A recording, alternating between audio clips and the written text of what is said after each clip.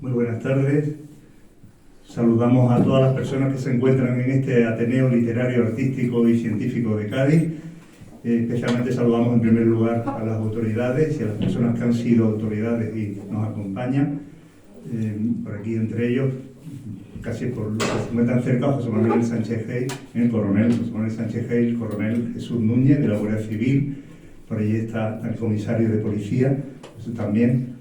Y las personas que asisten, ateneístas y personas tanto familiares como asistentes de la ciudad de Cádiz. Y por supuesto saludamos a los componentes de la mesa. Para nosotros es un honor tener aquí al excelentísimo señor don Salvador Fontella Ballesta, que es general de brigada, de la reserva, pero que es una persona con un currículum militar impresionante, ahora lo presentará Paco, diplomado de Estado Mayor, el presidente de la Fundación Indortes, una persona que es doctor, creo, en historia también por la Complutense, una persona que tiene toda una vida de investigación y una vida militar y de investigación histórica detrás muy importante. Lo va a presentar nuestro amigo Paco Glicerio, el profesor don Francisco Glicerio Conde Mora, es profesor universitario en el Salum Infirmorum, y es una persona que pasa mucho por esta tribuna, no solo por su cometido como presidente del aula de defensa, sino también como investigador histórico, una persona que le encanta también la historia y que nos aporta muchísimo de toda la vida aquí en el Ateneo.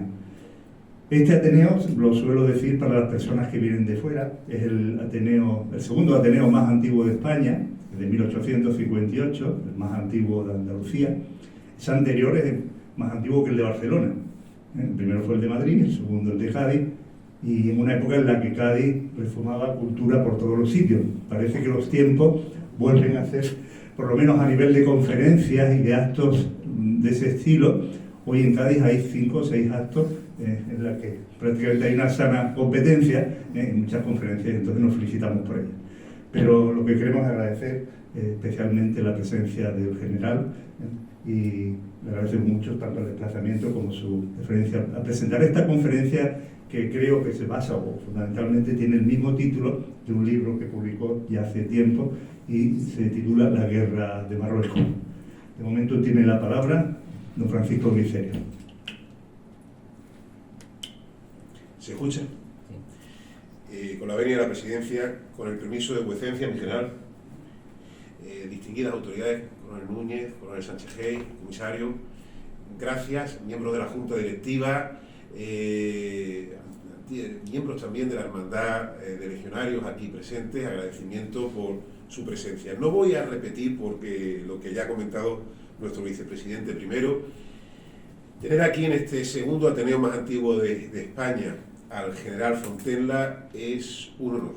Y decirles, además de que es doctor en historia y además historiador, también el doctor Núñez aquí presente, no solamente hay que diferenciar entre el licenciado en medicina y el médico, entre el grado en enfermería y el enfermero, y el que ha estudiado historia y el historiador.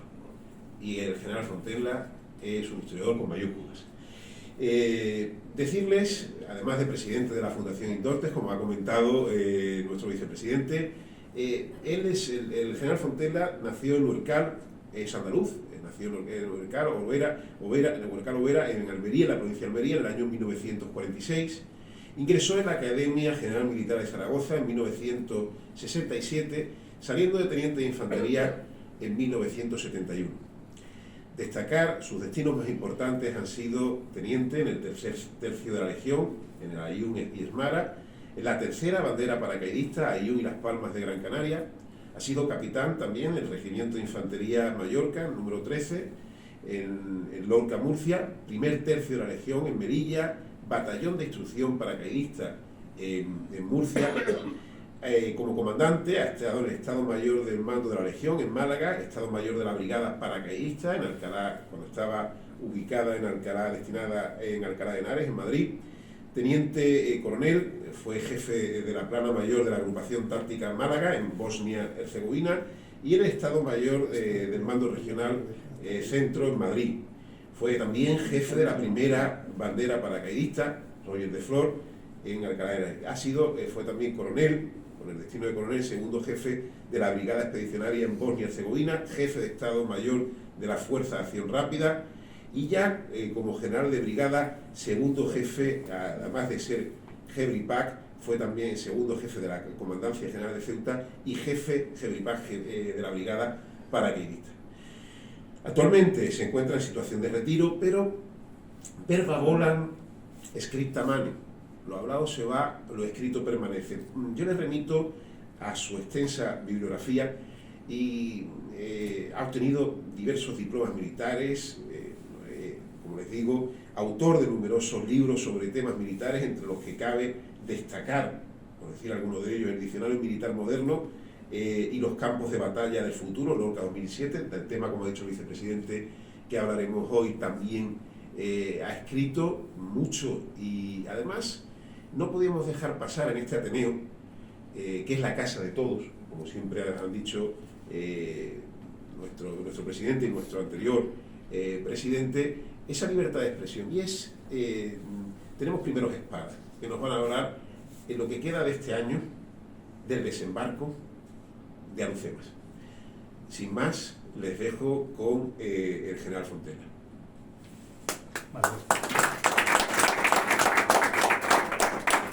Tiene la palabra el general don Salvador Fontela. Bueno, pues buenas tardes a todos. Muchas gracias al Ateneo de Cádiz por la invitación y a Gricerio por sus amables palabras de presentación y a todos ustedes por su presencia aquí. Y vamos a hablar sobre la guerra de Marruecos. La guerra de Marruecos está de moda este año por el centenario de desembarco y se ha hecho pues muchos libros, se han publicado muchas conferencias y es difícil sustraerse a no tener un conocimiento de esta guerra. Yo, para cambiar un poco el tema, en vez de hacerle un relato cronológico, lo vamos a hacer poniendo en evidencia los falsos mitos, la leyenda negra que siempre ha acompañado a este conflicto.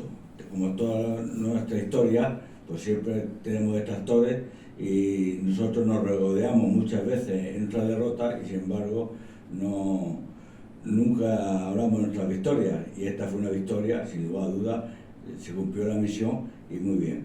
Y además muchas cosas que se dan por malas, pues no fueron tan malas o más bien fueron buenas. Vamos a continuar. Pues la leyenda negra, muchas veces le echamos las culpas a los ingleses, a los extranjeros, etc. Pero la leyenda negra de la campaña de Marruecos, la primera que lo hace somos los militares españoles, porque ahí abajo, en la doctrina del año 1924, en plena guerra, dice que se ha tenido en cuenta lo poco aprovechable que era nuestra campaña en Marruecos. ¿Por qué? Pues los Estados Mayores estamos obsesionados por las grandes batallas tipo Primera Guerra Mundial y tipo napoleónica. La guerra de Marruecos, una guerra de guerrilla de intensidad media-baja, muchas veces, excepto casos excepcionales, pues es despreciado por los Estados Mayores de Madrid. Y por tanto, pues todos son improperios sobre ella. Que España improvisó, que el ejército está mal preparado, que el armamento era muy malo, etcétera, etcétera, etcétera. Y todos esos errores los vamos a ir desmontando poco a poco. En el subconsciente de la población española, nuestra retaguardia, siguiendo un famoso canción que surge a partir del Barranco del Lobo, dice textualmente que Melilla es un matadero donde van los españoles a morir como corderos. Efectivamente, ahí murieron muchos españoles, pero no como corderos, Combatieron siempre muy bien y murieron, pero combatiendo, excepto siempre casos excepcionales que cumplen la norma general. El índice de los temas que vamos a tratar pues están ahí, son la leyenda negra, ya lo hemos visto, por qué fuimos a la guerra, cuáles son los enemigos, las fuerzas propias, el armamento, lo malo que era, que no era tan malo, la acción política y la espada, y que había una opinión de de hacerlo por vía pacífica o por la vía militar. Después poner en solfa la famosa derrota del Barranco del Lobo, después la de responsabilidad del desastre anual y por último tocaremos el desembarco de Lucema. Primero hablar un poco cómo funciona la geopolítica en un estrecho en general y en el estrecho de Gibraltar en particular, que es el que estamos. Los estrechos se comportan geopolíticamente como 4 esferas afrontadas, de 2 en 2, claro, y el flujo de fuerza va en una dirección o en otra según la diferencia de presión. Por ejemplo, en la época de Aníbal, pues lógicamente la presión iba de sur a norte. En la invasión árabe, lo mismo, ¿no? Está claro que fue de sur a norte. Sin embargo, con la reconquista de la península, de los reyes católicos, ya la presión es claramente de norte a sur, pues ya empezamos a ocupar Ceuta, Melilla, Cartagena, etcétera, y de Mediterráneo al Atlántico, pues el descubrimiento de América, etcétera. Y realmente ese descubrimiento de América hace que el esfuerzo hacia el sur disminuya en favor del esfuerzo a América, que era más importante. Este signo se cambia en 1704 cuando los ingleses toman el Peñón de Gibraltar. Ya la presión viene del Atlántico al Mediterráneo, porque los ingleses ya controlan el estrecho y son los dueños del estrecho. Y no digamos ahora con los americanos en rota, con esta flota en el Mediterráneo, etc. Y la presión sigue de norte a sur hasta el año 56 con la independencia de Marruecos. A partir de ahí ya el flujo es de sur a norte. La prueba que al día siguiente de la independencia ya están exigiendo Ceuta y Melilla y la expansión, el Gran Magreb, que también coge parte de España. Y ahora mismo con la inmigración masiva que tenemos, pues está claro que la presión política, geopolítica de Marruecos y la inmigración ilegal y del narcotráfico es claramente, evidentemente, de sur a norte. ¿Por qué entramos a la guerra? Siempre se ha dicho, o se ha propagado, que hemos entrado a la guerra pues para resarcirnos de la pérdida de Cuba y de Filipinas, porque pasó otro imperio, porque los militares querían tener medallas y ascender, porque las minas del Río eran muy ricas y había algunos políticos como querían comprar ahí, hacerse multimillonarios, etc. Pues nada de eso es cierto. En el año 1843 Francia empieza a conquistar, colonizar Argelia y quería también coger Marruecos. Inglaterra no quería. ¿Por qué? Pues Inglaterra controlaba el estrecho y no le interesaba que una potencia como Francia, una gran potencia, no como España, que una potencia de bien entonces, pues, entonces y ahora. Y entonces pues no quería que ellos controlaban el norte del estrecho y no querían que Francia controlase el sur del estrecho. Y no quería. Entonces la única solución que había era que España cogiese la parte norte de Marruecos y así pues hacían las paces y se veía el reparto de las colonias de África. España no tiene ningún interés y siempre se opuso a cambiar el statu quo de Marruecos porque por varias razones. Una, porque hemos salido del descalabro de Cuba y Filipinas y después había la situación política era ya revolucionaria contra la monarquía y las tensiones sociales no interesaban meternos en una guerra. Pero por las presiones internacionales y porque España, igual que Inglaterra, tampoco podía permitir que una potencia como Francia se nos colocara geopolíticamente en el sur. Ya teníamos el Pirineo, y siempre ha sido un mal amigo Francia, ya teníamos el Pirineo, nos acordamos de la invasión francesa, nos acordamos de la invasión de los Cimijos San Luz del año 21, y cuando se hace el ferrocarril en el año 1843, se empiezan los ferrocarriles españoles, se hace una vía diferente, de un ancho diferente de la de Francia, precisamente para dificultar una invasión francesa del norte, porque entonces los ferrocarriles se empleaban para el movimiento de tropas, antes y ahora. y por tanto España no podía tampoco permitir que Francia se nos metiera, ya nos teníamos al norte, no estrangulara por el norte y por el sur. Y por tanto, pues no tuvo más remedio que admitir el órdago que le echaron. Pero aún así, Inglaterra puso condiciones leoninas. Inglaterra siempre. Igual que nos puso, las mismas que nos puso en la guerra de 1860. Es Tánger neutral, para que no tengamos nosotros una base militar en frente suya. No poder edificar ni fortificar ninguna ciudad en la costa. Y esa fue de tal forma que no tuviese nunca competencia en el Mediterráneo. Y España aceptó el acuerdo en la conferencia de Algeciras de 1906 y a partir de ya, pues la guerra no empieza en el 9, empieza para nosotros en el 7, ayudamos a ocupar Casablanca a los franceses y después en la 8 ya ocupamos la Restinga y ya en el 9 fue cuando empezaron ya los conflictos un poquito más serios.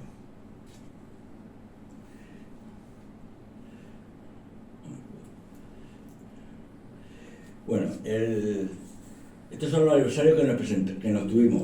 Principalmente hubo dos cabecillas principales, el rey Suni en la parte occidental y Adelkrim en la parte del Rif, la parte oriental. Estos dos eran diferentes totalmente, los dos tienen un acuerdo con ellos, pues hay que tener en cuenta que aquí siempre hay un juego de intereses en la geopolítica y en la guerra. El rey Suni era amigo de España, pero con interés porque quería que fuese ser jalifa de Tetuán, es decir, el representante del sultán de Rabat, fue amigo raro, pero bueno, amigo, colaborador de España, a rato y tal, pero cuando no lo hicieron jalifa, no lo hicieron representante del tal, pues se hizo rebelde y hubo que combatirlo. Y con él y todas las cabilas que lo apoyaron.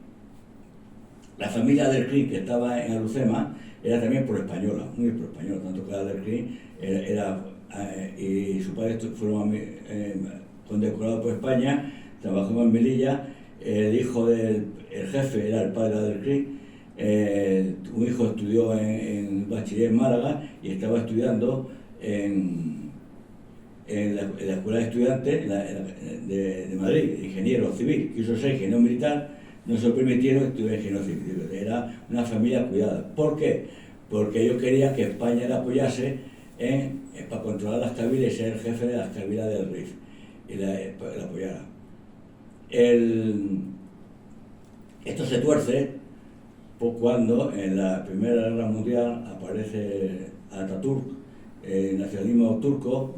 Esto les gusta la idea, apoyan a los alemanes, hostigando a los franceses en el protectorado, y los franceses lo que hacen es coger a un guerrillero que actuaba en la zona francesa, que se refugió en España y España lo entregó a los franceses y bueno, entonces lo metió en la cárcel, claro. Y entonces este vio que le iba a pasar lo mismo y entonces rompió relaciones y se encerró en Alucema y ya no quiso venir a España. Entonces el cambio ya de actitud de la familia, y cuando se muere el padre es el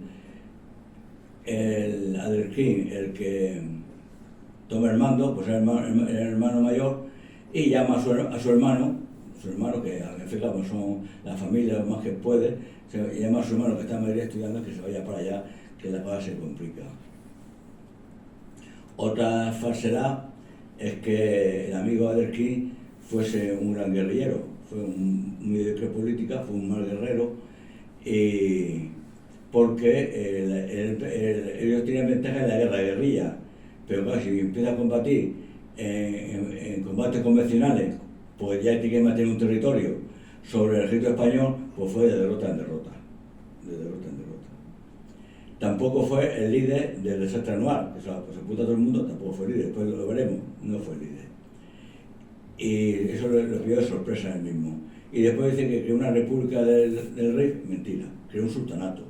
Pues ni la constitución, no lo eligió nadie, inventó la república, pues era muy listo y nos conocía bastante bien.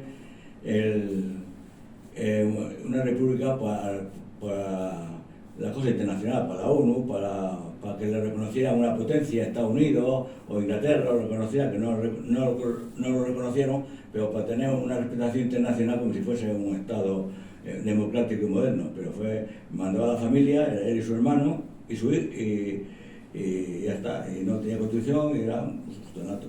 Cruel además, porque no todas las tribus de rifeños lo siguieron, muchos les combatieron al lado de los españoles, y al que no lo hizo, pues tomaba represalias muy duras. Después el enemigo natural, teníamos dos, uno Inglaterra, que no he puesto ahí. Inglaterra siempre intentó perjudicarnos porque el armamento que tenían los rifeños le entraba por la costa, de Gibraltar venía, y a veces por Francia. Y Francia nunca admitió que nosotros tuviésemos un protectorado. Él quería tomar Marruecos y siempre intentó encordiarnos, siempre perjudicarnos, siempre. Tanto que nos hostigaba por Alcázar-Quibir, por Muluya, siempre se opuso, favorecía siempre a los intereses de rifeños en perjuicio nuestro, porque no tenía ningún interés en que nosotros triunfáramos.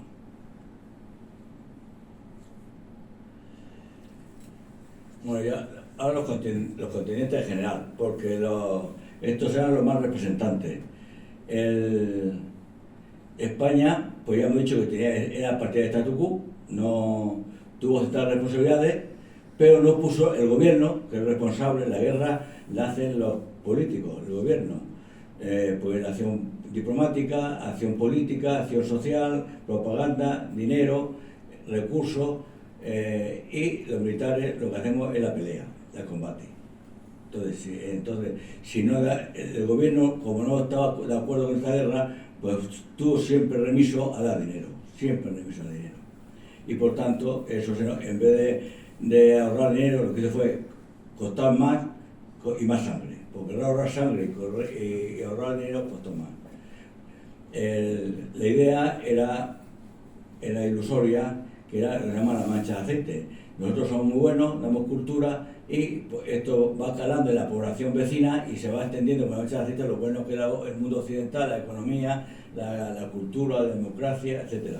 Pero eso es una falacia, primero porque nunca ha funcionado. La prueba fue que tuvimos que echar a los moriscos en el año 1610, después de estar aquí unos cuantos siglos.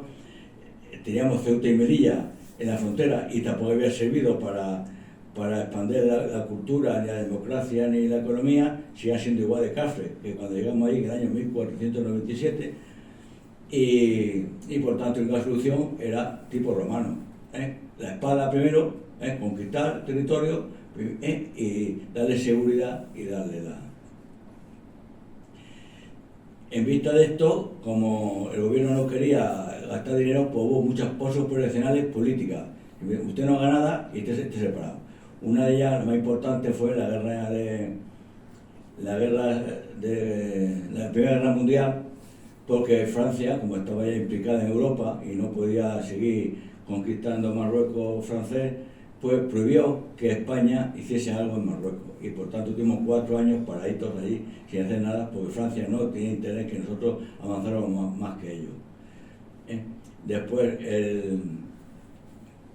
el objetivo era controlar el territorio, dar seguridad a las cabilas, y entonces se daba dinero para construir ferrocarril, para construir caminos, para hacer cuarteles. Los militares en las posiciones comían, compraban la carne y eso daba la sanidad, se iban poniendo escuelas, etc.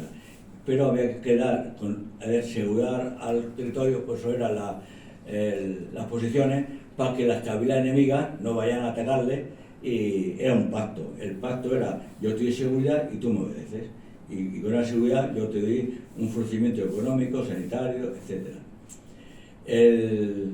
Si ese pacto se rompía, era normalmente por parte de España. España, bien por la fuerza, cuando pasó el tema de Anual, que nos fuimos a la fuerza, o bien en el repliegue de Daniel Estella, que lo hicimos voluntariamente, dejamos las cabilas abandonadas. En cuanto las cabilas dejaban abandonadas, pues se tenía que pasar al enemigo porque no le corte el cuello. El moro traidor, pues eso hay que matizarlo. El moro es traidor porque en este caso, como pasó en el Sahara, se pasaba al Polisario cuando dijimos que no íbamos, o dijimos o veía que no íbamos. pues o a Marruecos o al Polisario. Y esto igual, cuando vean que hemos roto, que no damos seguridad, pues tienen que cambiar de chaqueta por la cuenta que traen. Y después tenemos una gran vulnerabilidad en la retaguardia. Hemos dicho antes, los políticos se oponían, fuese el gobierno que estuviese, el contrario le hacía la puñeta. Y había una tensión ya social fuerte y revolucionaria para derrocar el régimen, de tal forma que cualquier incidente pequeño en Marruecos, como fueron el Lobo, o la movilización de fuerza, daba lugar a huelgas revolucionarias e incluso a sublevaciones militares. ¿Y qué eran nuestros enemigos? Las cabilas. Pues las cabilas, eso de que era muy bueno, muy indígena, primero no se llevaban bien entre ellas, eran xenófobas, tenían odio a todo extranjero, no admitían nada, no obedecían al sultán, entre ellas se mataban hasta en la boda. Empezaban hizo que no bebían vino, vimos una boda y se tiraban a tiro, y era la ley más fuerte, y esa día lo reconocían. Por eso en la toma de la conquista, cuando ellos veían que nosotros éramos más fuertes, se rendían sin ningún problema, no tienen ningún problema en rendirse, te ganan momentos, pero cuando las cosas se tornaban, igual se volvían otra vez en contra. Y si el más fuerte era al lado, pues se pasaba al más fuerte. En ese aspecto era muy pragmático, no defendía el territorio a toda costa, como hacemos nosotros, los militares, simplemente, pues, si estoy pues perdido, pues iba. En la guerra de guerrilla no se defendía el territorio, simplemente pues, se hostiga, y muchas veces era puro bandolerismo. Mataban por robarte el fusil, por llevarse un ganado, por robar. También otra fábula es que tenían espingarda, tenían armamentos muy malos, no, tenían armamentos muy buenos, mejor que el español, de contrabando, armamento ligero, que es el que ellos querían, no tenían ametralladoras, no tenían cañones, no tenían etcétera, pero sí tenían armamento bueno que lo compraban de contrabando en la costa o bien entraba por el Marruecos francés. Era Remington sobre todo, Mauser, y tenían y Verdun, tipo francés, etcétera. Cuando sí tuvieron armamento pesado fue el que nos cogieron el desastre anual, pero un armamento ya nuestro estaba muy desgastado, que ese armamento en ese momento estaba muy desgastado, cañón y ametralladoras nos cogieron, pero sobre todo lo que más les cogieron fueron los franceses en el 24, cuando atacaron el río Guarga y llegaron casi hasta Fez. Entonces sí cogieron cañones buenos y ametralladoras buenas y de mejor calidad. Eran grandes conocedores, sus dirigentes, Adelcrin, el Rogui, el Misian, etcétera, el Resuni de la idiosincrasia española. Nosotros no nos conocíamos y ellos nos conocían y estamos en la misma situación.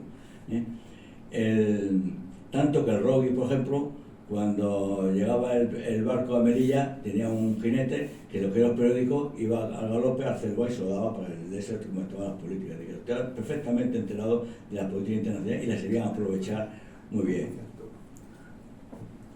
Cuando ya Adelcrin estaba perdido, su objetivo no podía combatir contra la fuerza española y entonces su objetivo era repetir anual, es decir, hacer baja inasumible de tal forma que la retaguardia fallara y los españoles se retiraran. Tampoco lo consiguió. A veces no hicieron muchas bajas, pero siempre se siguió combatiendo. Y después, como he dicho antes, eran muy feroces en ataque, pero cuando las cosas iban mal, no tenían ningún problema en rendirse o en retirarse. Eran muy durísimos y por eso nunca se intentaba acercar, siempre dejaban una puerta abierta para que los tíos se fueran, porque si no, si estaban cercados, se defendían con las uñas, pero si dejaban una puerta, una salida, por ahí se iba.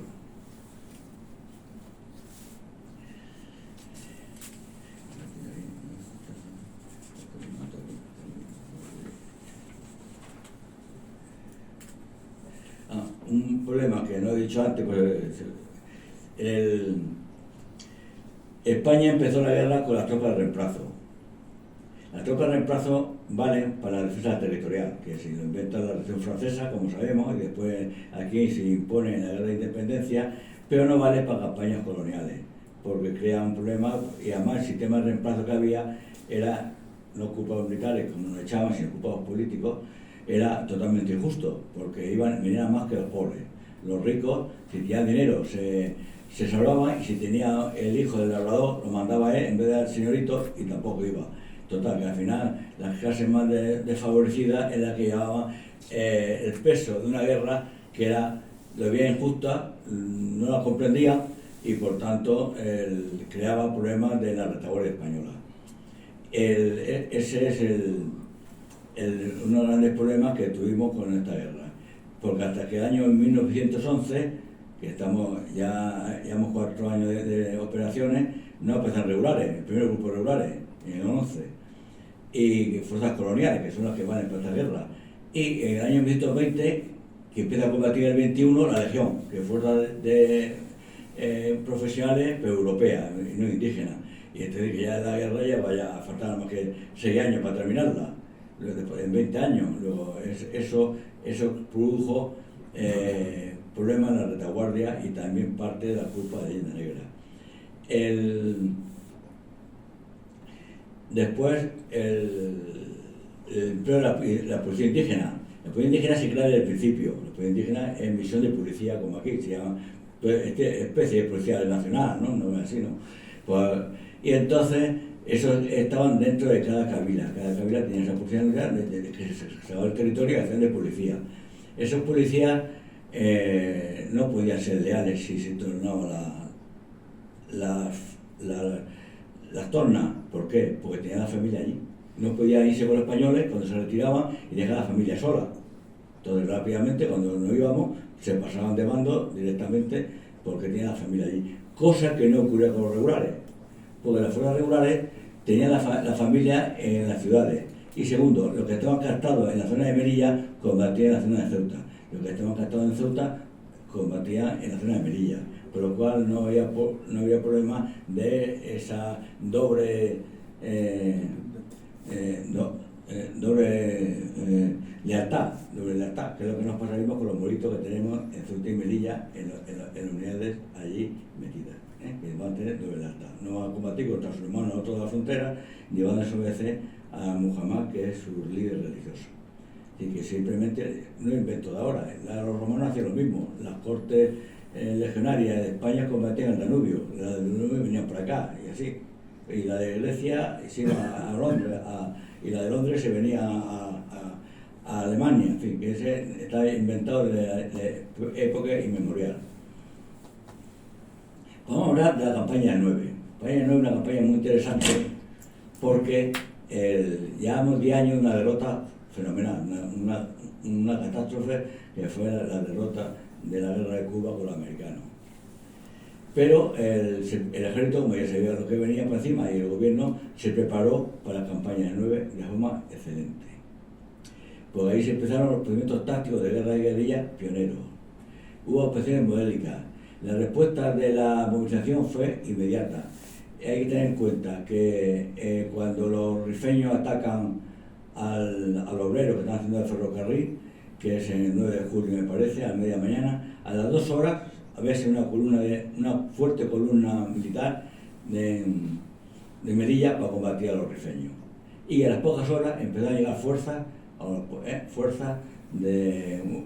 llegó hasta una división, pero una brigada, después otra brigada, que venía en barcos, no como ahora los barcos que hay en los ferries, venía en barcos de transporte, que los mulos había que subirlos con una grúa uno a uno al barco, y llegaban al puerto de Melilla, que no había puerto, fondeaban fuera, y la compañía de mar con barca a remo lo iba trayendo a tierra, y rápidamente se metió 2 brigadas en Melilla. Y después se emplearon medios totalmente modernos. Estábamos entonces en la puntera otra vez. Por ejemplo, se empleó globos aerostáticos por primera vez, empleando globos aerostáticos tanto para observación como para la corrección de la artillería. Las ametralladoras se habían comprado ametralladoras para la guerra de Cuba, pero no llegaban a usarse. Pues aquí ya se emplearon con la guerra de Cuba. Ten en cuenta que la guerra de Cuba es cuando se emplearon por primera vez las ametralladoras, pero los americanos. Se trajeron cañones nuevos, los Schneider, que eran cañones muy nuevos, de tiro rápido y con una coraza para proteger a los sirvientes. Si ya se empezaron a emplear no solamente mulos, sino ya automóviles y camiones para transporte logístico y de tropas. También ya se empezó a traer la telegrafía con hilo, pero tanto con España como con las operaciones. Se empleaban proyectores para que de noche no atacasen a los rifeños. Es decir, todo fue, la sanidad se mejoró de forma impresionante. En la guerra de Cuba, el 90% de las bajas eran por enfermedad. Y en la guerra también, en las guerras carlistas y en la guerra de África también, porcentajes similares. Sin embargo, aquí ya el porcentaje por enfermedad fue el 30%. Pues ya las letrinas se pusieron en orden, el sistema el agua también se trató para que no, la profilaxis de la tropa, la higiene, en fin, de tal forma que y entonces en esta campaña, a pesar de Barranco del Lobo y la baja que hubo, pues en poco tiempo se llegó hasta el Monte Arruy, que se cogió todo Tres Forcas, se cogió toda la parte de la Restinga, toda la costa hasta la Chafarina, y se llegó hasta Rioquer. Y luego ya significa que con muy pocas bajas. Fue una operación modélica. Lo mismo podemos decir de la campaña de Arquer, que es del 11 al 12. Siempre hoy se opera nada más que en la zona oriental. La zona oriental se está quieta por economía de medios y por flexibilidad. Pues la campaña de Arquer tenemos lo mismo. Las operaciones empezaron el 24 de agosto del año 11, pues nada más había 6.000 hombres en Melilla, y en poco tiempo, en poco un mes, había 40.000 hombres en la zona. Todo organizado, equipado e instruido. Por lo cual demuestra una previsión, una organización, una preparación y después una capacidad logística nada despreciable. Yo, que he estado de jefe de Estado Mayor de la Fuerza Rápida, pues el previsto en el año 2000 era 60 días para sacar 3.000 hombres fuera. Miramos esto, no hemos avanzado mucho.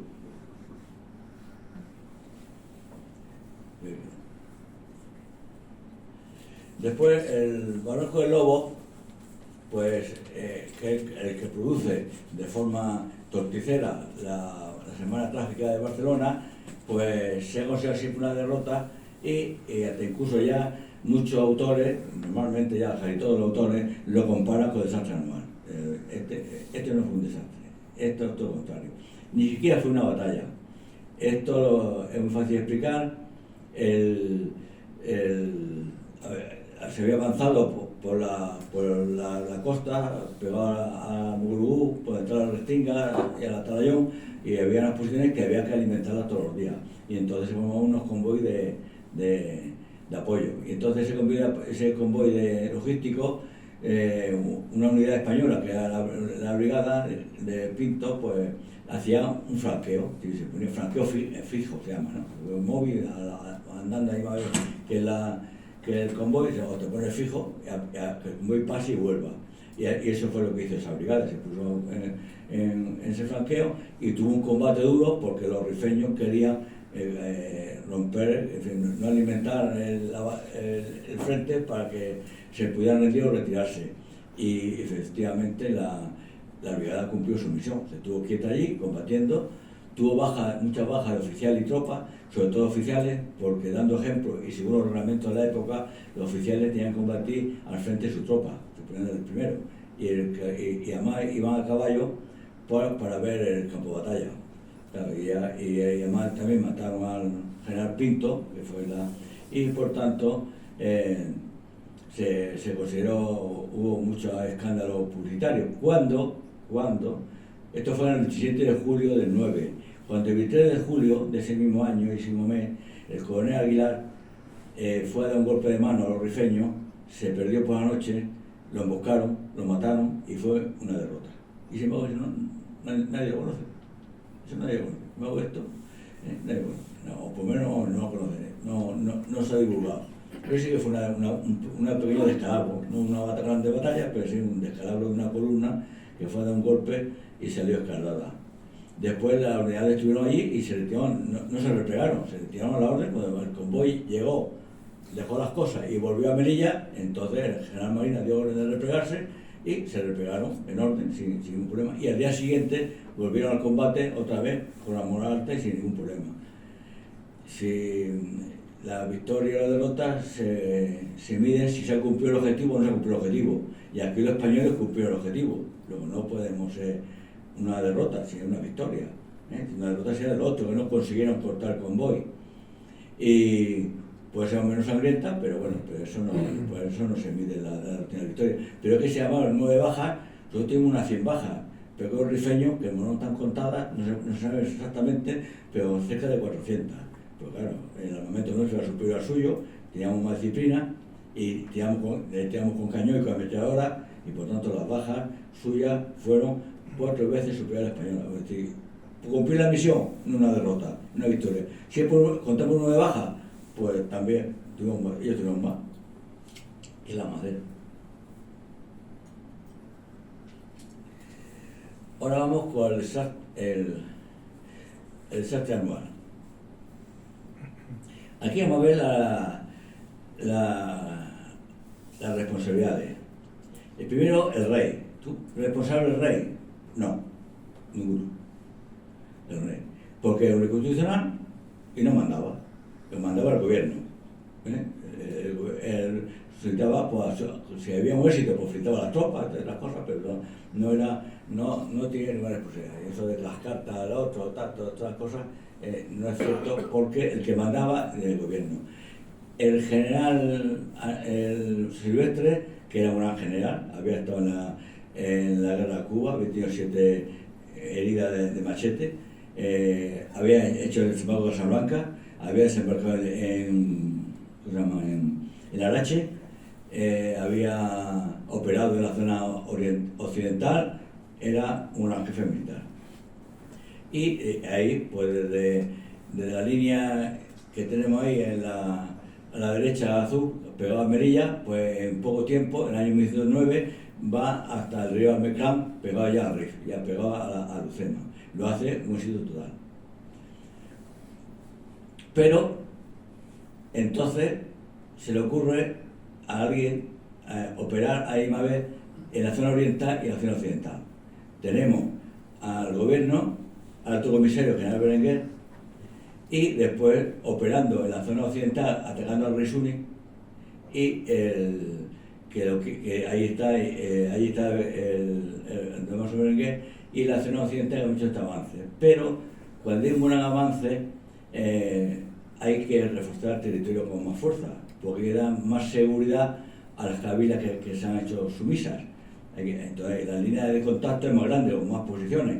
La línea de comunicaciones con la retaguardia, desde ahí a Melilla, es más larga, que hay que protegerla también. Para la evacuación y tal, pues necesita también más fuerza, y no se reforzó. No se dio más fuerza y no se reforzó. El armamento en sí ya estaba aquí, estaba ya desgastado y obsoleto, porque había pasado 4 años desde la campaña, hemos dicho, del 9 y el 11, pero el armamento no se había renovado y estaba en campaña, estaba siempre al destacamento, siempre usándose, de 4 años sin renovarlo, y no solamente no se había renovado ese armamento, se había desgastado del uso y de estar a la intemperie, sino que ya en la Primera Guerra Mundial había habido un salto en armamento. Había aparecido cosas nuevas, la aviación, había aparecido el carro de combate, había aparecido la metralla ligera, etc. Y sin embargo, ese nuevo adelanto no se gastó dinero en reforzar con nuevo armamento a la fuerza española. El gobierno no se lo gastó, pero en la fuerza española. Después, ahí también, si estamos operando en 2 frentes a la misma vez, tenemos que tener una reserva central, pues si hay problema en un frente, poder acudir a su ayuda. Si el que está empeñado en combate no puede ayudar a otro, pues está empeñado, y sacar a la gente en línea de combate cuesta mucho tiempo y mucho dinero y muchas bajas. Y entonces había que tener una reserva estratégica en la península para acudir al sector de Melilla si había un problema. Y esa reserva no estaba prevista. Y igual que hemos dicho que antes, en poco tiempo de la península, en pocos días, llegaron 2 brigadas, eso no estaba ya prevista, toda la fuerza estaba en el territorio. Después había que invertir en infraestructura. Allí en Marruecos no había camino, había camino en herradura, no había. Pues había que hacer caminos, pues, para los camiones, los coches, había que hacer ferrocarril, hacer campamentos nuevos, poner bases nuevas, etcétera. Y eso, ¿qué lo hacía? Los indígenas, y se pagaba un sueldecito. Si no, y ese sueldo, pues era, porque tontos no eran, y preferían trabajar con un sueldo que irse a la jarca. Si no había dinero para una cosa, se iba a la jarca. Enemiga, claro. No la propia, pues, si no le pagaba, pues, y también había falta de reclutamiento, etcétera. Y por tanto, el ambiente en esa zona era bastante... se llamaba entonces, que se llama flexibilidad, la electricidad de la fuerza. La fuerza se había estirado tanto que ya no tenía, ya se podía romper en cualquier momento. Es decir, ya había mucha electricidad y ahora sí falta de flexibilidad, porque claro, no tenía reserva y, claro, y todo lo que tenía lo tenían bebido en la primera línea de combate. El Silvestre le fue avisando a Damaso Berenguer lo que iba a pasar. Me pasa esto, ayúdame, ven, mándame refuerzo, pero el otro le hizo caso diciendo espérate, resuelvo esto y después te ayudo. Pero claro, el enemigo no hace lo que tú quieres, sino lo que yo tal. Y entonces cuando no dio tiempo a resolver el problema de Reisuni, y tuvo que parar operaciones, sacar la fuerza de la línea de combate y llevarla por barco a Melilla, reforzar la línea. Y ya llegaban tarde, como es lógico. Tanto que está 101 kilómetros de legión, el famoso de Ronda, que es la marcha que tuvo que hacer los legionarios para poder llegar al tren, porque el tren lo llevaba al barco y el barco trajeron aquí, que fue ¿Cometió errores Silvestre? Sí. Aquí, a pesar de sus grandes virtudes como militar, pues aquí cometió un error fundamental que fue lo que causó el desastre. En la guerra de esta de Marruecos, es normal que una posición se pierda. No para nada, se pierde, mala suerte con los que están dentro, claro. Pero Iribe ocurre a la vista del general. El que conoce aquello, pues está a la vista, totalmente a la vista. Y entonces, pues intenta socorrerle por todos los medios. Y todos los medios no lo consiguen. ¿Qué pasa? Que los medios que tienen, todas las reservas se desgastan en socorrer anual. Y son las fuerzas de choque que tenemos. Son los regimientos de infantería buenos, que es San Fernando, las regulares, la policía indígena, y todos esos mandos todas esas fuerzas se quedan sin mando. Se quedan sin mando porque están muertos, heridos o evacuados. Son fuerzas desgastadas, que han fracasado y encima no tienen mando. Que es uno de los motivos del desastre en la retirada, pues no te encuentras con mandos, pues empiezan a correr y no hay nadie que los contenga. Después, el amigo Silvestre sobrevivió la amenaza, porque ahí se colapsó, se llama la niebla de la guerra, y se creía que los rifeños podían atacar y vencerle en poco tiempo, ¿no? Y entonces dio la retirada. Pero si se hubiese resistido en Anual, hubiese dado tiempo que llegase la fuerza de socorro, porque hemos visto como después la fuerza de Monte Arruy, que ya venían desgastadas y desorganizadas, aguantaron hasta el 8 de agosto. Luego, si hubiese aguantado ahí, y posiciones pequeñas, aguantaron también muchos días. Luego, si hubiese, y además teniendo en cuenta que se podía venir por Melilla de refuerzo, o por Sididrí, y por la costa, y llegan antes, o incluso por la Restinga. Pero ahí se colapsó, no sabemos lo que pensó, pero se colapsó, y entonces mandó retirada. Pero una retirada es una operación muy delicada, muy difícil, se hizo muy bien en la retirada de Línea Estella, pues en una guerrilla, y hay que planificarla. Y él no planificó nada, porque cuando una retirada hay tres líneas. La primera línea, que va a contener al enemigo, que se va a sacrificar, otra línea intermedia y la tercera línea de contención. Y en cada línea tiene que haber un jefe, y él mandando todo. Y él no mandó nada. Dijo retirada y se quedó a que lo mataran. Tiene que haber dirigido la maniobra. Y los coroneles se daban con él.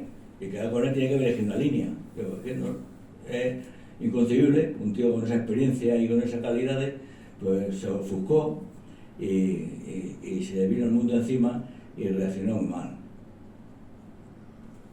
El general Nacional Berenguer es procesado por consejo de guerra y le acusan dos cosas. Una, no socorre a Silvestre, y otra, no socorre a los sitiados. A Nador, a Montearruy, a los que están resistiendo todavía. Y es condenado, no por Silvestre, por no socorrer a Silvestre, por eso se considera que no, sino por no socorrer al sitiado, porque él también sobrevaloró al enemigo y se creyó, como se ha publicado muchas veces, que Melilla estaba en peligro. Melilla no estaba en peligro. Los rifeños no podían tener una ciudad murallada como era Melilla ni a tiro, ni tenían momento para eso, ni organización ni coordinación. Es más, entre ellos se mataban, porque los rifeños lo que hacían, cuando fueron a Montearruy y a una posición, lo que hacían era llevarse todo lo que tenían. Las máquinas de escribir, la alimentación, las vigas, las ventanas, y se iban a su casa, y se lo llevaban a su casa. Y cuando a Montearruy llegaron los primeros rifeños de Adelcrín, los recibieron a tiro. ¿Por qué? Para no repartir el botín. Estoy yo aquí, esto es mío, esto me lleva a mi casa, tú no te lo llevas. Y hubo ahí que no tenía capacidad de combate para tomar una ciudad como es Melilla. De ahí también Damaso Berenguer se asustó y hasta que no tuvo mucha fuerza ahí, no empezó a operar hasta septiembre. Y eso, por eso fue condenado. Fue condenado por consejo de guerra. Lo que parece que después el rey lo indultó, pero por eso, por no socorrer a los sitiados, que a algunos dijeron, vámonos para allá, por eso lo condenaron.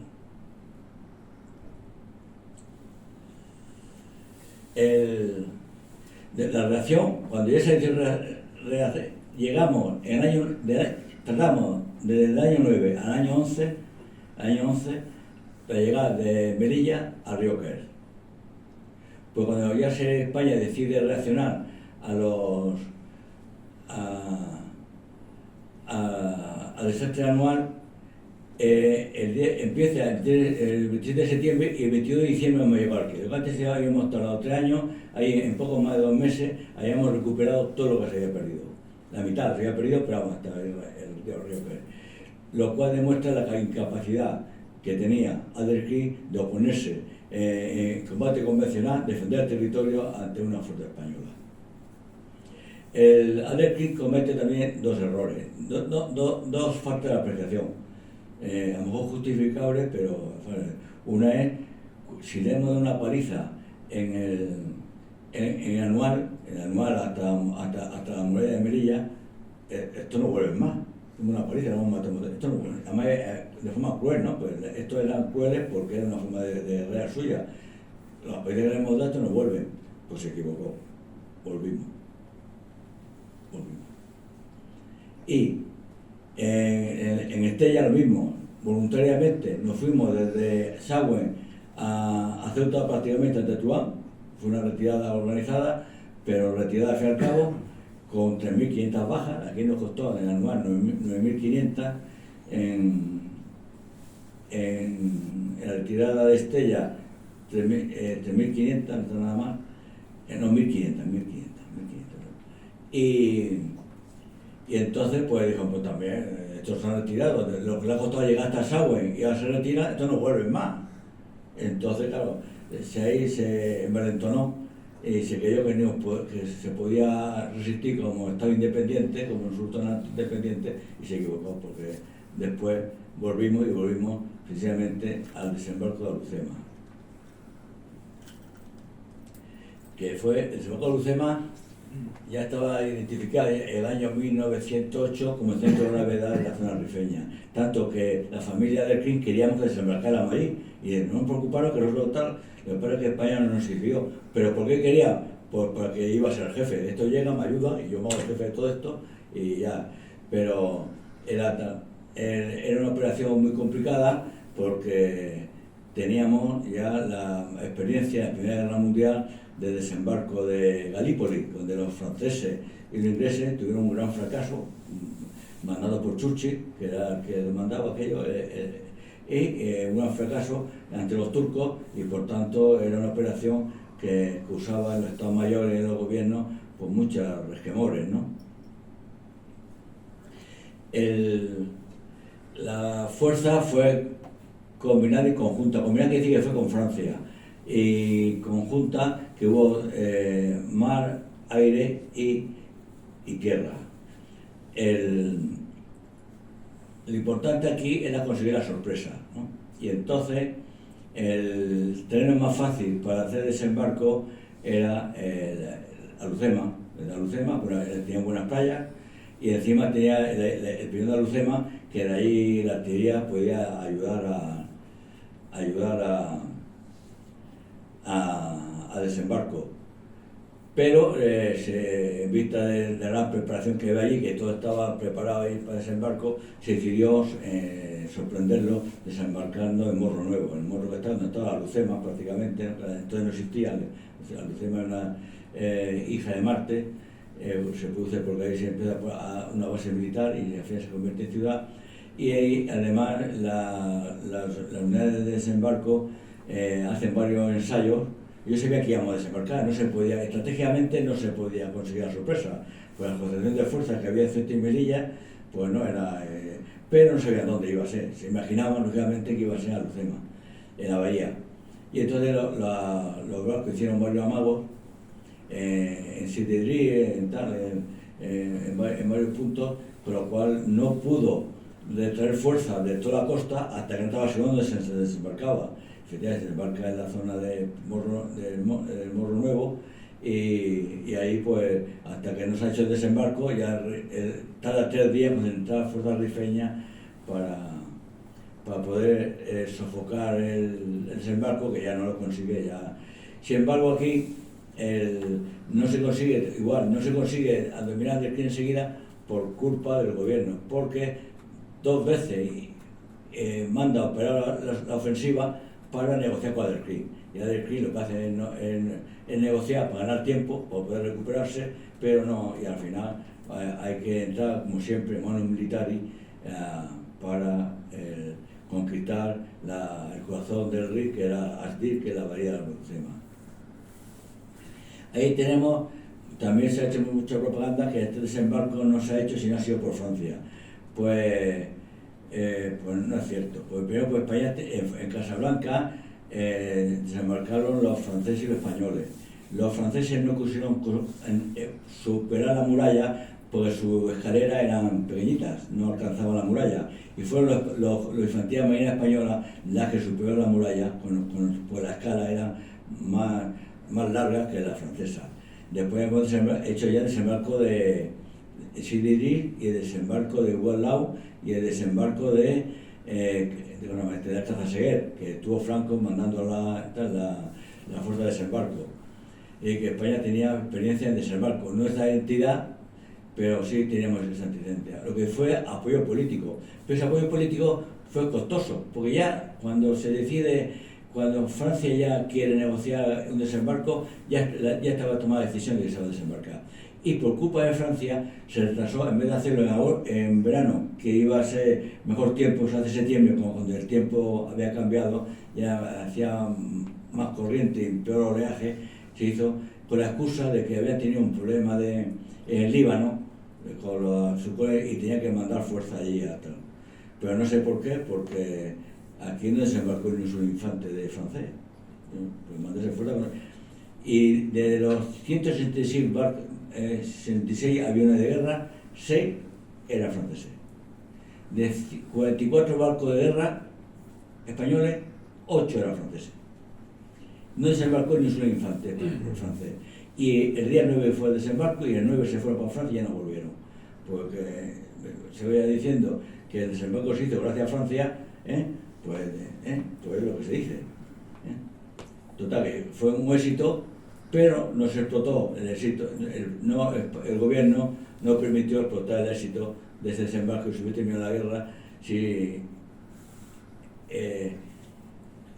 mucho antes. Es más,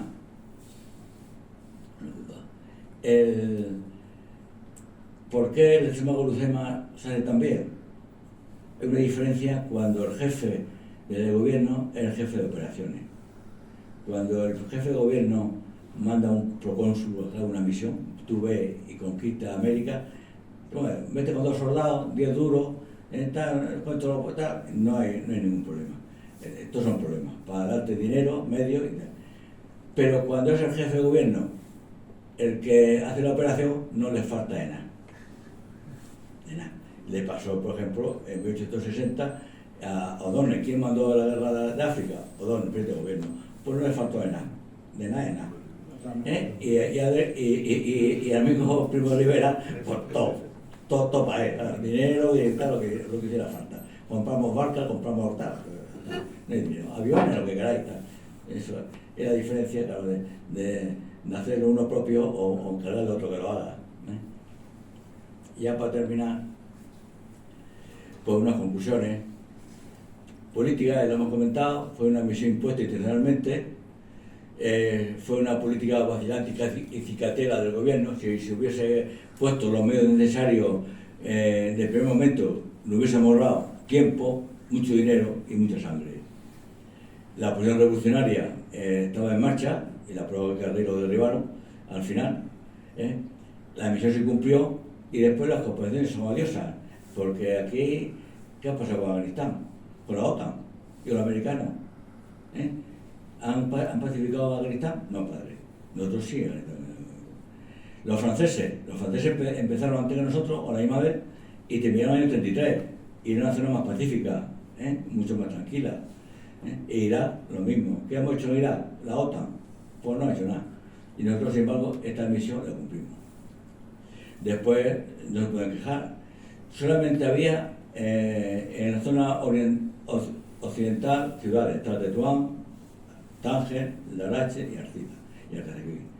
Había ciudades. En la parte oriental nada más que Melilla. Y sin embargo está Lucema, Tanador, con aeropuerto, tal. Se le administró, se dio seguridad, se le produjo sanidad, enseñanza, aquello prosperó.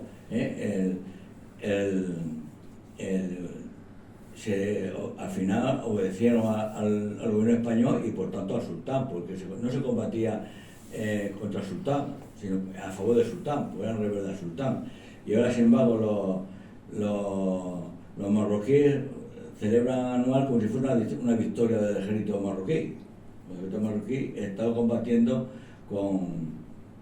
al lado del español, la mejada jalifiana y la policía indígena pues eran marroquíes. Entonces, esta baja nos costó unos 20.000 muertos. No todos españoles, porque muchos son indígenas, de policía, mejala y regulares. Y tampoco son muchos, teniendo en cuenta que, por ejemplo, la guerra de Cuba o la guerra de África. En la guerra de África tuvimos en un año más de 1.500 muertos. Menos mal que duró nada más que un año. Pues tuvimos 1.500 muertos. Si pudiera por 20 años, pues era lo que hubiese salido. Y tampoco fue una cosa tan exagerada. Después, desde el punto de vista militares, pues no hay duda que tuvimos voluntad de vencer, menos en el caso excepcional de Anual, siempre se combatió de forma bien, siempre conseguimos la sorpresa cuando interesó. Sin embargo, la capacidad de ejecución y la libertad de acción, pues dependía del gobierno. Claro, si el gobierno no te daba los medios o no te dejaba entrar en ofensiva o te impedía atacar, pues no tiene libertad de acción. Y después el ejército español evolucionó de un ejército de reemplazo inicial, con los problemas que tenía para el protectorado en una guerra colonial, a un sistema mixto, gente de reemplazo y gente profesional, eran regulares y legión. Y después también el sistema de reemplazo mejoró, pues el escándalo que se produjo por lo de Anual, pues ya el sistema de reclutamiento fue más justo, no del todo, pero más justo. El sistema justo se pone en el 39. Después de la guerra civil ya el sistema ya es cuando se hace de verdad universal y para todo el mundo igual. Pero antes, en fin, seguía siendo, había unas pequeñas trampillas todavía, por comprar una ambulancia y la condujera a mi hijo, cosas de esas, pero bueno. Pero vamos, ya el ejército, un ejército vencedor, totalmente aguerrido, sólido, organizado, y además se demostró una excelente escuela de mando, que además se demostró en la guerra civil, en el 36, que la cosa, ya en el ejército, la guerra fue una guerra dura, pero los dos bandos pegaban un ejército, pues otro bando también tuvo africanistas, pues fue una guerra dura, pues eran dos ejércitos muy aguerridos. y después empleamos armamento y procedimientos pioneros, entre ellos, como hemos dicho antes, en la guerra del 9 y sobre todo en el desembarco de Alhucemas. Y con eso ya termina mi intervención. Muchas gracias.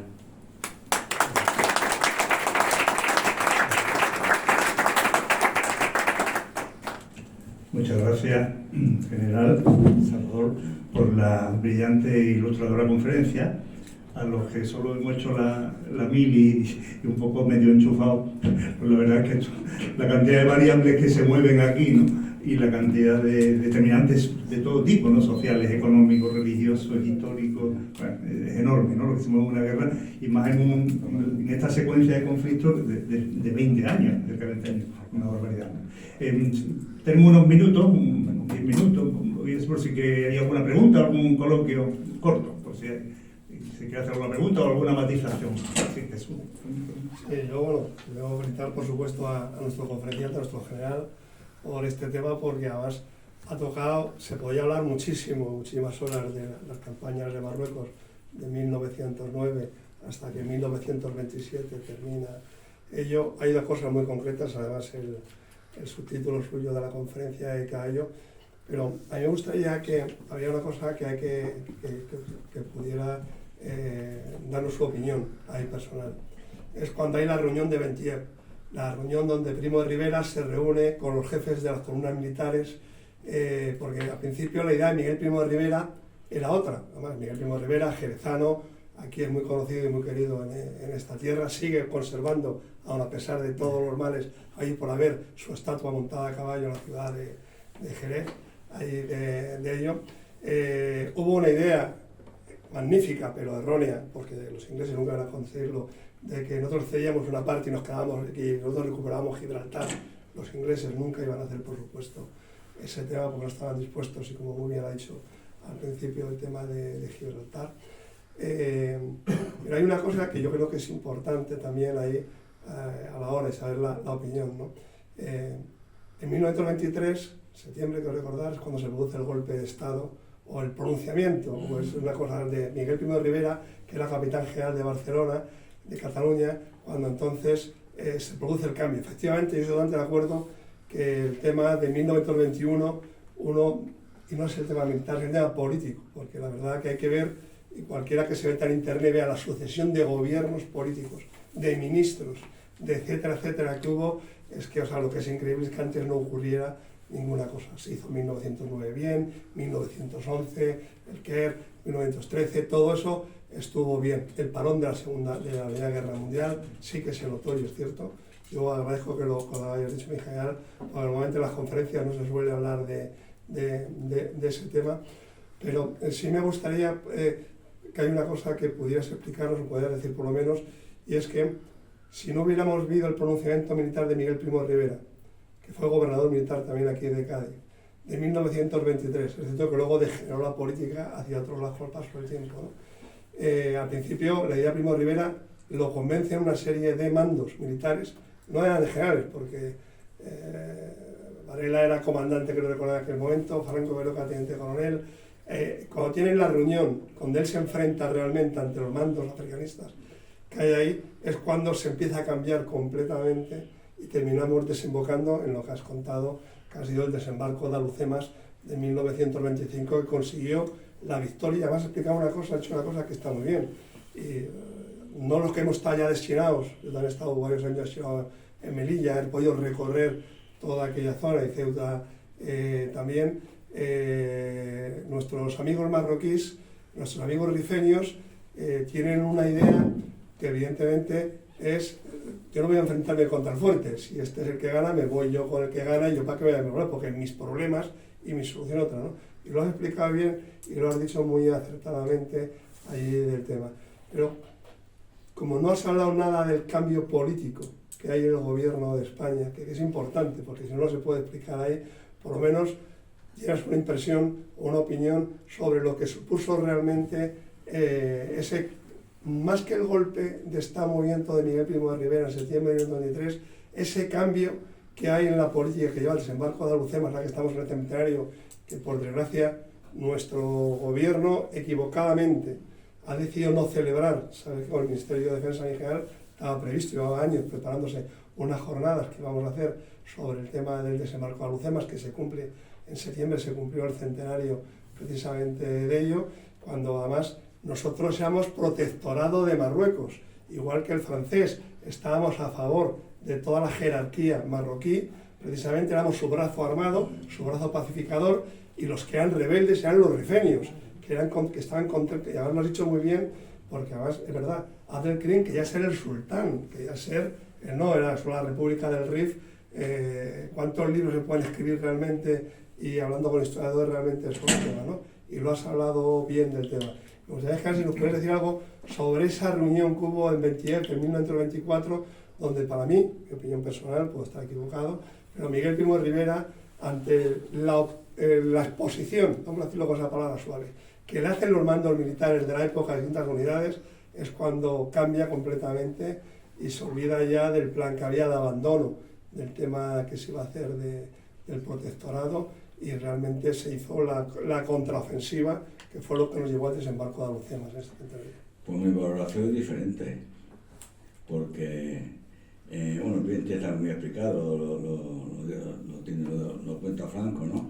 El ambiente Franco se opone a la retirada, pero no se opone en su nombre, sino pues le dice Sanjurjo que se lo diga a él. Y él, que la famosa comida, le pone lo que ellos piensan, ¿no? Los africanistas, lo que está sobre el terreno, ¿no? La prueba que no es por eso es que el repliegue de línea estrella se realiza a pesar de eso. ¿Por qué cambia de opinión? Porque la decisión es estratégicamente errónea. ¿Para qué se hace el repliegue? Para ahorrar bajas y proteger el territorio. Lo que hace es defender a más la línea de ferrocarril que va de Tánger a Rabat, que es la que hay que defenderla porque es lo que se ha acordado con los franceses. Hay que defenderla. Pero abandonar el territorio, todas las cabilas, había una palabra que había abandonada, que había sublevada. Abandonamos las cabilas y todas las sublevadas. Entonces, en vez de tener 5 tiros, menos tiros, todo el mundo nos metía tiros, todo el mundo. Y las posiciones hubo que reforzarlas. Y teníamos bajas todos los días, pues toda la línea defensiva hubo que reforzar las posiciones y con bajas. Y al final pues, hubo que recuperar lo que se había alegremente abandonado. Pero yo creo que no fue conveniente, fue porque fue un fracaso la retirada.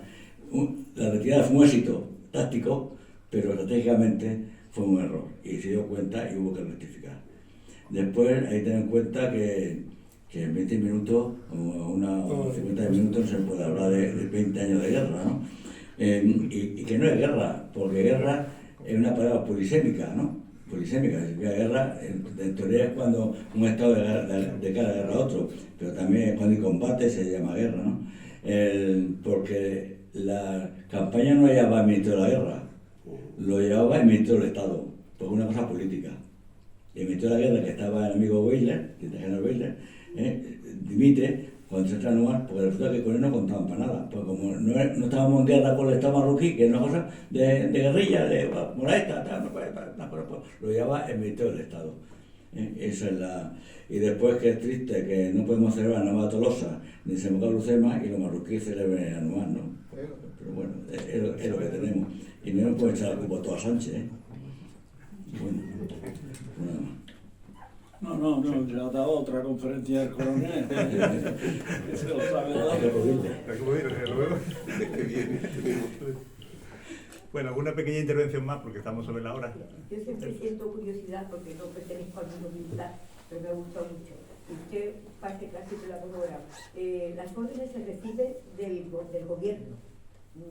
Bueno, pero si el gobierno se equivoca, como en este caso me ha querido parecer, pero en muchos otros casos, estos errores que han costado 20.000 vidas, ¿no se le pide responsabilidad al gobierno, que es el que ha hecho las cosas mal? Pues bueno, el gobierno nunca tiene la culpa de nada. Pues tiene culpa porque yo, entonces, siempre el poder político una conferencia, es difícil meterle mano. Claro, los militares están sujetos a lo que dice el gobierno. El gobierno que no tiene nada que ver con lo que es una milicia, porque para eso ustedes han ido a una escuela y se han preparado y demás. Pero entonces, si el gobierno es el que da las órdenes, ajeno a lo que está pasando en un campo de batalla o lo que sea, a ese gobierno habría que pedirle responsabilidad. Pues no se pidió ninguna. Siempre se procura al muerto. Y el pagó el pacto fue a Silvestre. Y Damaso, bueno, fue condenado, pero vamos, no cumplió ni un día. Fue condenado, pero fue después indultado. Eso es un accidente de tráfico. Siempre hay que procurar echar la culpa al muerto. La vida es así. Nuremberg. También. Bueno, muy bien, reiteramos las gracias tanto al general Salvador Fontela como a Paco por la coordinación de este curso que ha empezado fuerte este año y que tiene largo recorrido, ¿no? Y les hemos entregado un libro en representación del Ateneo y del presidente, un libro sobre el tricentenario del traslado de la casa de contratación de 1917 a 2017, aunque el Ateneo prácticamente fue porque hizo casi todas las actividades en la ciudad. Algunas cosas así. Vale, es lo que manda. Muchas gracias por todo.